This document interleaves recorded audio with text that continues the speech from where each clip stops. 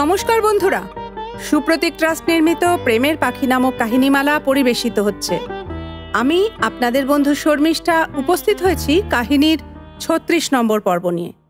আগের পর্বে আমরা হৈকুয়েনে প্রতিটি শিশু দৈনন্দিন জীবনের কর্মকুশলতার শিক্ষা কিভাবে লাভ করে তা দেখেছি। আজ আমরা শিশুদের অন্য এক অ্যাক্টিভিটি দেখব। গ্রীষ্মের দিনগুলিতে বেলা বাড়ার সাথে সাথে শিশুরা বাইরে যাবার এবং জলে নামার জন্য অধৈর্য হয়ে ওঠে। হ্যাঁ বন্ধুরা, গ্রীষ্মে হৈকুয়েনে পুলে সাঁতার কাটা এক অপরিহার্য বাধ্যতামূলক কার্যকলাপ। সবচেয়ে ছোট বাচ্চাকে বেবি পুলে রাখা হয়। বয়স্ক শিশুদের জন্য একটি মাঝারি আকারের সুইমিং পুল আছে। পুলের জল প্রতিদিন পরিবর্তন করা হয়। জলের উচ্চতা দিন বাড়ার সাথে সাথে ধীরে ধীরে বৃদ্ধি পায়। অতএব প্রথমে ছোট বাচ্চারা পুলে যায় এবং যখন জলের উচ্চতা বাড়ে তখন বড় বাচ্চারা পুলে যায়। শিশুরা পুলে বিভিন্ন ধরনের খেলা খেলে। এখানে তারা বিভিন্ন জিনিস নিয়ে খেলে যাতে তারা বিভিন্ন রং এবং আকার চিনতে পারে।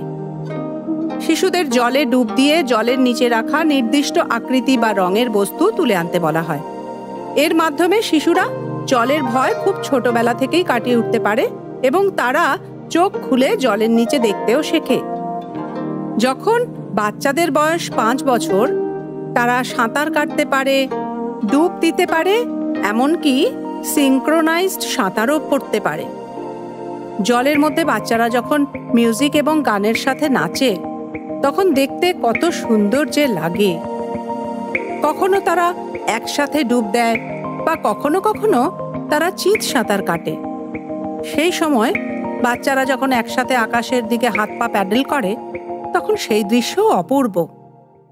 বন্ধুরা, আজকের গল্প এখানেই শেষ। পরের পর্বে আমরা জানতে পারবো কেন ছোট বাচ্চারা জল পছন্দ করে।